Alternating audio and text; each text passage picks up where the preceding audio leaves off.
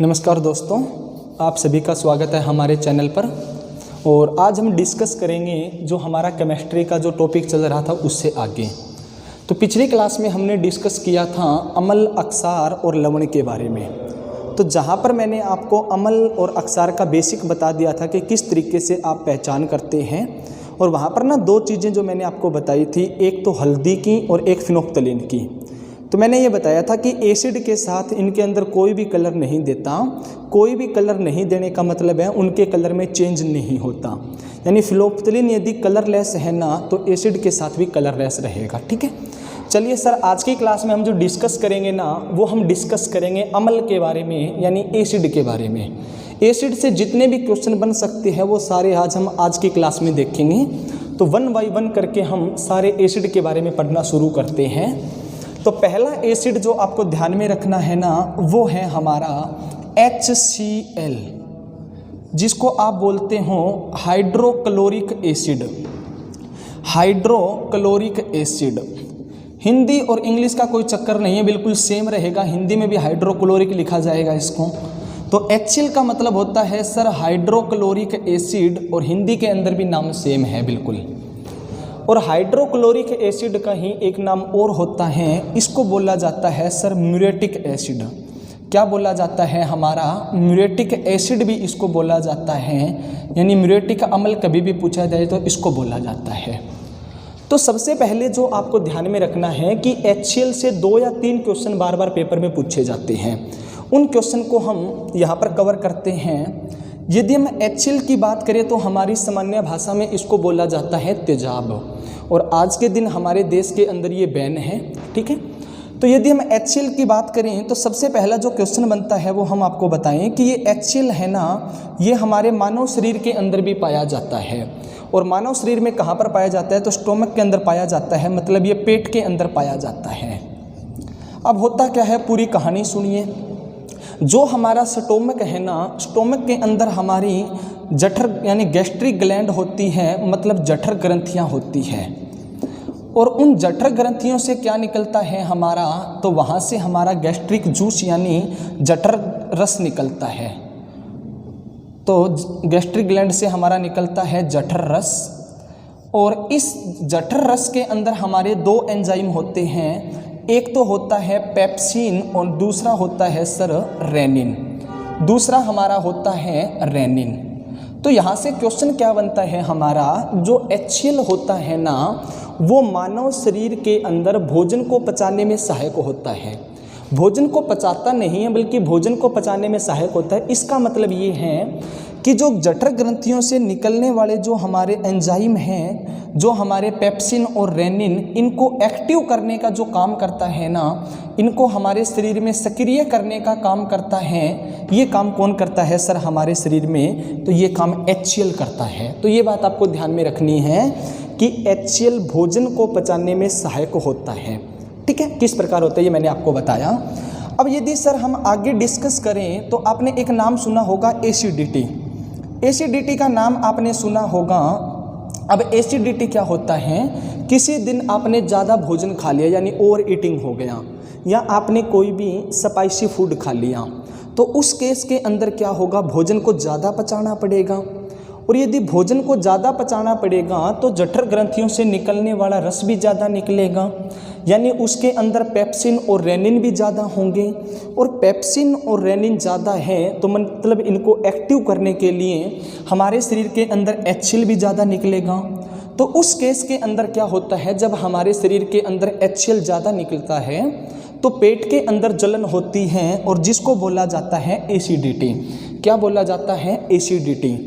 तो यहाँ से एक क्वेश्चन पेपर में बनेगा कि एसिडिटी को दूर करने के लिए हमें क्या करना चाहिए, मतलब किसका यूज करोगे आप? तो इस एसिडिटी को दूर करने के लिए हमें कोई बेस वाली चीज़ खानी पड़ेगी। और बेस वाली चीज़ का मतलब है, इसके लिए हमें लेके आना पड़ेगा सर MgOH2, जिसको बोला जाता है मैग्नीशियम हाइड्रोक्साइड। मैग्नीशियम हाइड्रोक्साइड, या इसको बोला जाता है सर, एक नाम इसका और है milk of magnesia.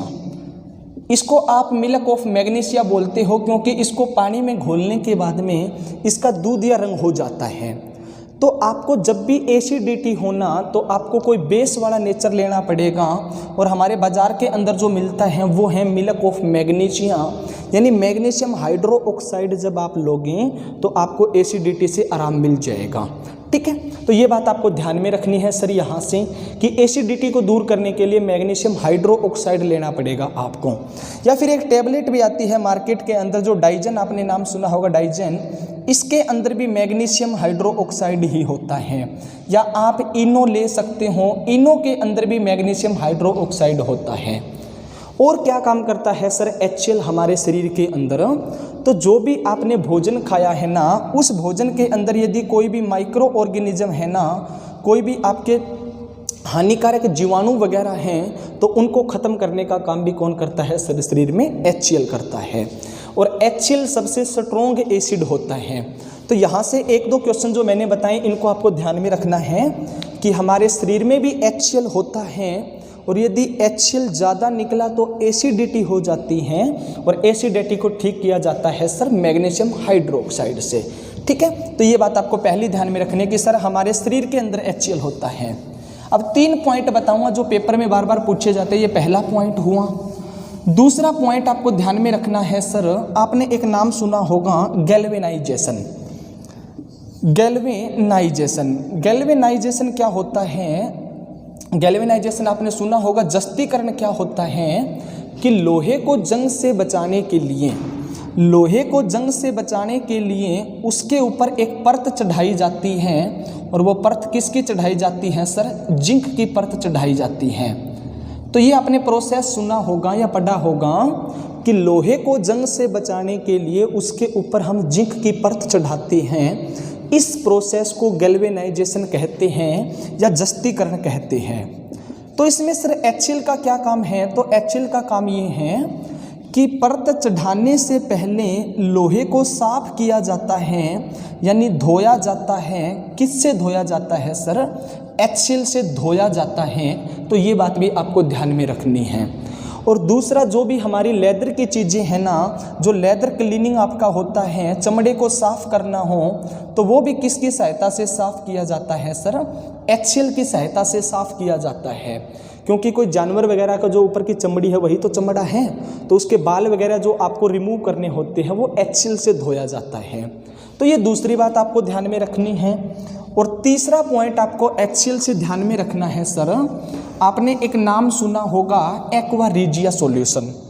Aqua regia का नाम आपने सुना होगा, एक्वा रिजिया।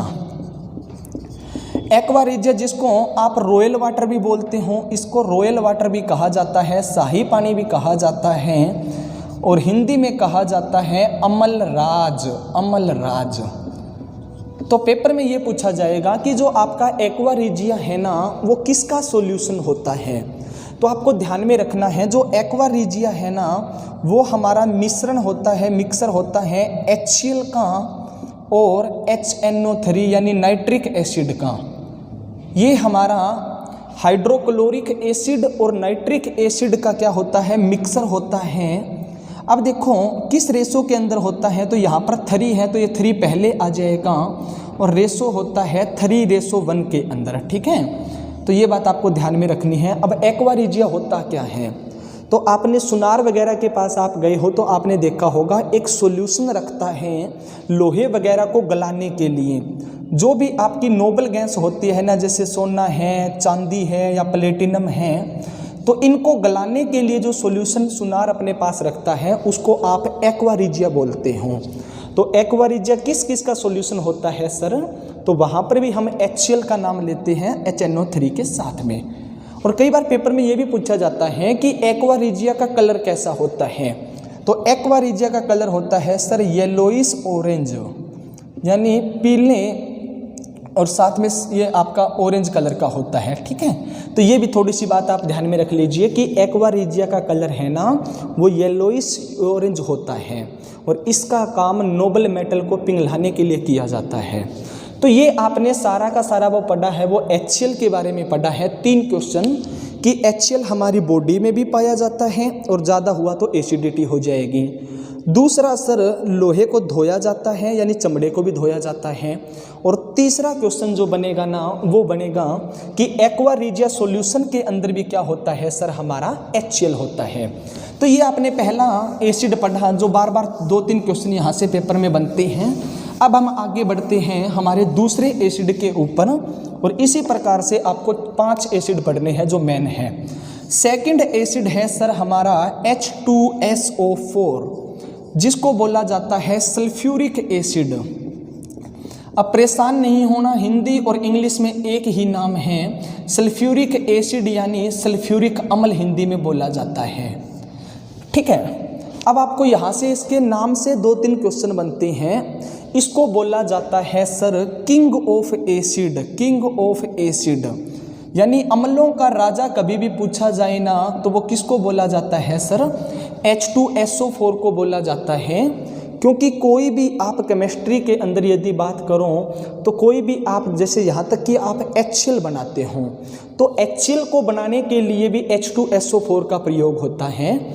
मतलब सबसे ज़्यादा केमिस्ट्री लैब के अंदर ये प्रयोग होता है, इसीलिए इसको किंग ऑफ एसिड बोला जाता है।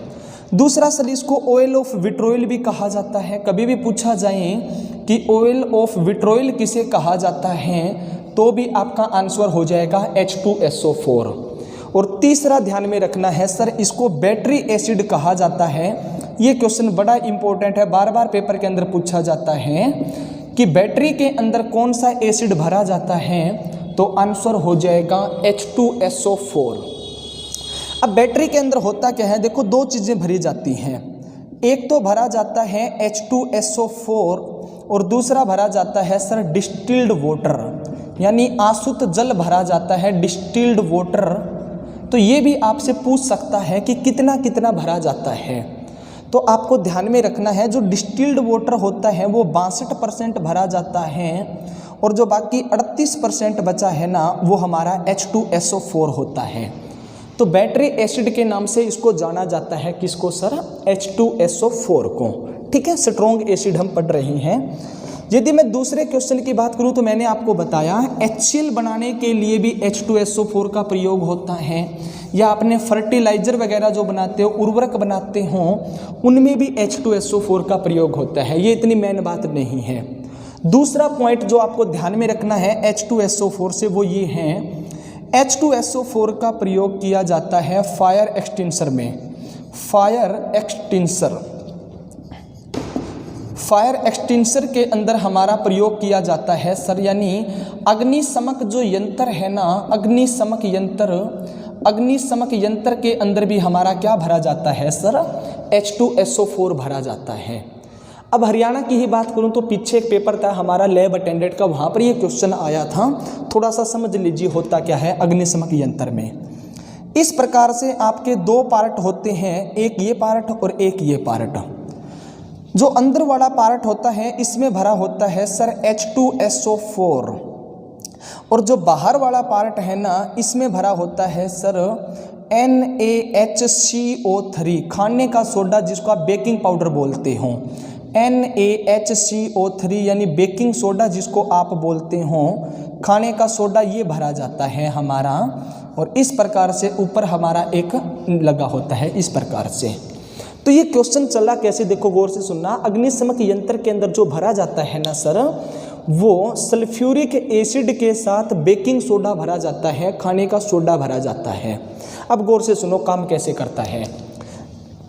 अब आग लगने के लिए 3 चीज़ें चाहिए सर।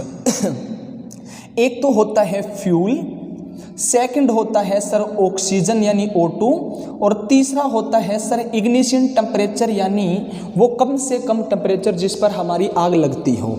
ठीक है, तो ये 3 चीज़ें चाहिए। यदि इस 3 में से आपने एक की सप्लाई भी कट कर दी तो आपकी आग बुझ जाएगी। ठीक है, तो इस यंत्र के अंदर हमारा H2SO4 और NaHCO3 भरा होता है, और जब आप इस सिलेंडर को दबाते हो ना तो इन दोनों के बीच में रिएक्शन होती है और कुछ टाइम के बाद में हमारा क्या निकल के आएगा, देखो Na2। जब इसको बैलेंस करोगे तो Na2 जुड़ जाएगा SO4 के साथ में, और यहाँ पर जो CO3 है ना ये कन्वर्ट हो जाएगा CO2 के अंदर, कार्बन डाइऑक्साइड के अंदर, और H2 और O यहाँ पर हैं, मतलब साथ में बनेगा पानी। तो आप जब इस सिलेंडर को दबाते हो तो आपका ये कुछ टाइम के बाद में प्रोसेस होता है और आपने देखा कि हमारी एक गैस बनी है कार्बन डाइऑक्साइड।